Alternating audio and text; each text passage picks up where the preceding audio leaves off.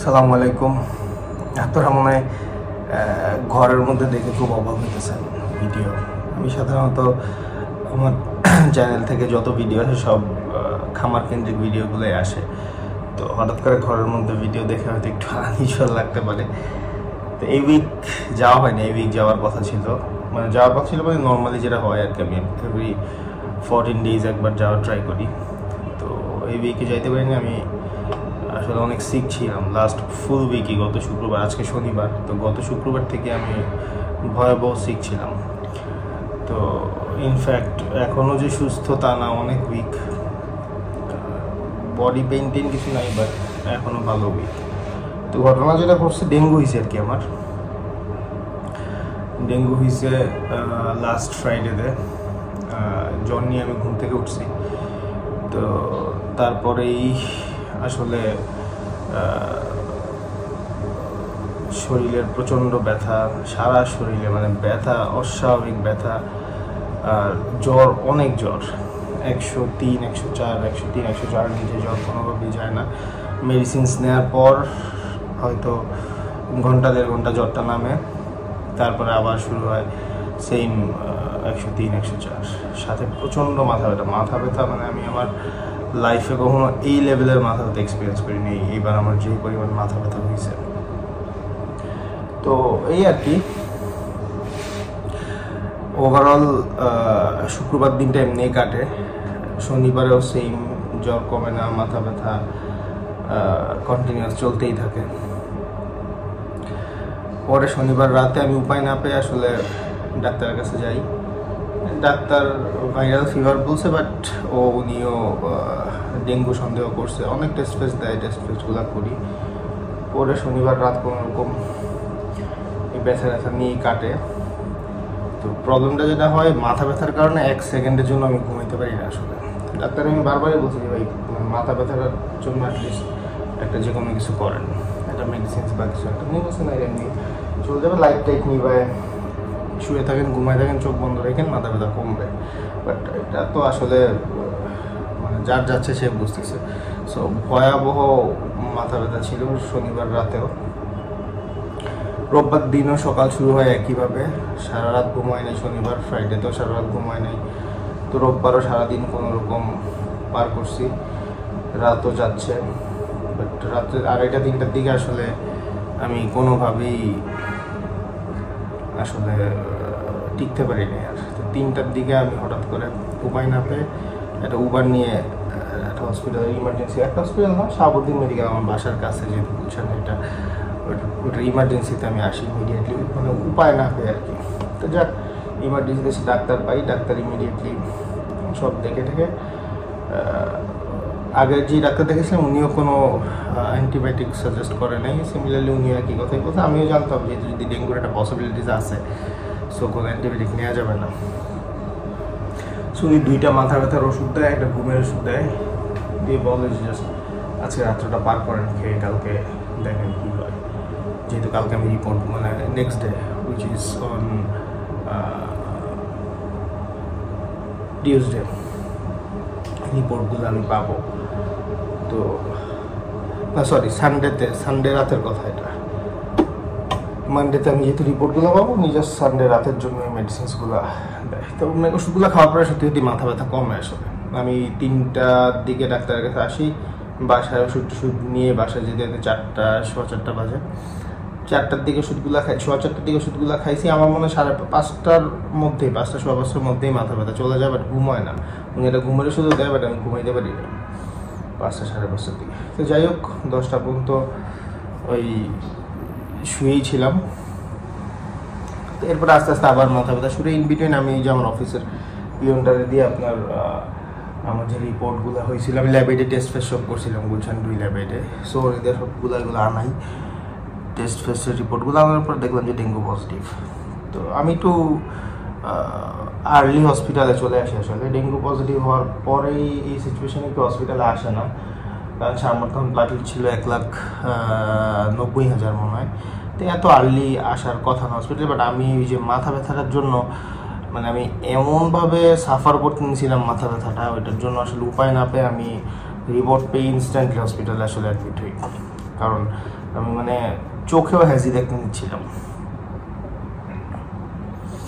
এত মাথা ব্যথা ছিল, আমি চোখেও ইনফ্যাক্ট হ্যাজি দেখতে নিচ্ছিলাম সব কিছু। তো পরে হসপিটালে আসি, হসপিটালে আসার পর স্বাভাবিকভাবে ওরা ওদের ওই saline pain killers, sleeping pills এগুলা দিয়ে মোটামুটি কাভার আপ করে। তারপরে ওই দিন ওরা সিবিসি টেস্ট ফেস্ট তো করেই, করার পরে ব্লাড কাউন্ট মানে 1,90,000 ছিল প্লেটলেট কাউন্ট। তো ওইটার জন্য আসলে hospitalisation was not required, but আবারও বলতেছি ওই যে মাথা ব্যথাটার কারণে আসলে আমার হসপিটালাইজেশনটা হওয়া মূলত। তো যাই হোক, পরদিন মাথা ব্যথা কমে, বাট আমার হেঁচকি শুরু হয়। পরদিন না, ওই দিনই যেদিন আমি অ্যাডমিশন নেই সোমবার, সেদিনই হেঁচকি মানে একদম, আমি মনে হয় হসপিটালে 12টা 12:30 ভর্তি হয়েছি, পরদিন পর্যন্ত একটানা হিচকি ছিল, একদম ভয়াবহ অবস্থা, কথা বলতে পারছিলাম না কারোর সাথে। তো এটা ল্যাক অফ ফ্লুইড, ডাক্তারদের কথা মনে, যেহেতু মেডিসিনস দিয়েছে বাট কাজ হয় না, হয়তো একটু জাস্ট যেই সময়টা ঘুমাইতে পারি শুধু ওই সময়টাতে একটু আপনার কী বলে হিচকিটা থাকে না, আদার দিন দিস পুরাটা টাইমে হিচকি কন্টিনিউ হয়। তো নেক্সট ডেতে সিবিসি কাউন্ট 1,90,000 থেকে 1,20,000 চলে আসে। এটা হচ্ছে মঙ্গলবারের কথা। হেঁচকিও কমে না, মাথা ব্যথাটা জাস্ট যায়, জ্বরটা নেমে আসে, হেঁচকি চলতে থাকে। তো পরদিন প্লেটলেট কাউন্ট মনে হয় 90,000 চলে আসে। তো তখন বোঝা যাচ্ছিল যে বডি যে ডিটোরিয়েট করতেছে ফিল করা যাচ্ছিল, মাথা ঘুরাচ্ছিল, দাঁড়ানোটা was bit difficult for me that time, ওয়াশরুমে যাওয়াটা ওয়াজ এ চ্যালেঞ্জ, মানে উইক যে সেই জিনিসটা ফিল করতে পারতেছিলাম, যে নিজের শরীরেই নিজেটা বুঝতে পারতাম। শুয়ে থাকলেও মনে হচ্ছে যে মাথা চক্কর দিচ্ছে, এরকম একটা সিচুয়েশন আর কি। যাক, স্যালাইন তখন কন্টিনিউ হচ্ছিল, 3টা স্যালাইন ডেইলি ওরা কন্টিনিউ করে যাচ্ছিল আর কি। যাই হোক, আস্তে আস্তে হেঁচকিটা কমা শুরু হলো তখন বুধবারের দিকে। তো বৃহস্পতিবারের ব্লাড কাউন্ট ছিল, প্লেটলেট কাউন্ট ছিল 60,000। তখন ডাক্তাররা বলতেন ছিল যে কাউকে পাওয়া যায় কি না, অ্যাটলিস্ট বলে রাখার জন্য, যে কারণ নেক্সট ডেতে কমার চান্সেস অনেক বেশি। তো যদি কমে ডেফিনেটলি প্লেটলেট দিতে হবে। তো আমার কাছে মনে হয় নাই কখনোই এই জিনিসটা যার হয়তো এর পরের দিন কমবে, কারণ ওই বৃহস্পতিবার দিন আমার কাছে মনে হচ্ছিল যে রাতের দিকে মনে হচ্ছিল আর কি, যে আমি আগের দিন থেকে বেটার ফিল করতেছি, আমার বডিটা আগের দিন থেকে বেটার ফিল দিচ্ছে আর কি। তো তারপরও বলে রাখছিলাম, কয়েক জায়গায় অ্যারেঞ্জও হয়েছিল ব্লাড। তো আলহামদুলিল্লাহ পরদিন প্লেটলেট কাউন্ট 60,000 থেকে 65,000 হয়। সো নর্মালি প্লেটলেট কাউন্ট যদি আপনার বাড়া স্টার্ট করে সেটা কমে না, সো মানে কমার কথা না আর কি। তো সেটাই হয়েছে, আলহামদুলিল্লাহ 65,000 ছিল। পরের দিন তো আর স্বাভাবিকভাবেই ব্লাড দেওয়ার কোনো দরকার লাগে নেই। তো আজকে স্যাটারডে, আমি ভাবছিলাম আজকে রিলিজ দিয়ে দিবে আমাদের, বাট রিলিজ হয়তো কালকে ডাক্তার দেখে দিবে। আজকে প্লেটলেট কাউন্ট 70,000। তো ইনশাল্লাহ কালকে সেটা ডাক্তারও এক্সপেক্ট করতেছে, ইনশাল্লাহ আমিও এক্সপেক্ট করতেছি হয়তো 1 লাখ ক্রস করবে।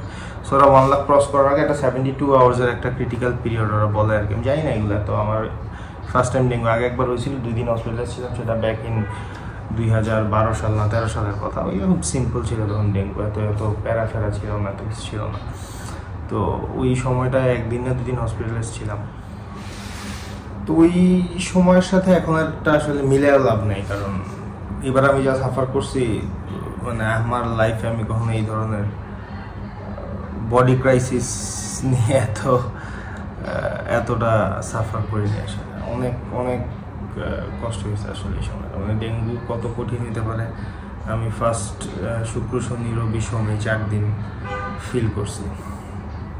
যাক, আলহামদুলিল্লাহ ওভারঅল এখন সব কিছু ঠিকঠাক। আজকে ডাক্তার বলে গেছে যত ওরাল মেডিসিন ছিল সব অফ করে দিতে, যে স্যালাইনটা কন্টিনিউ রাখতে।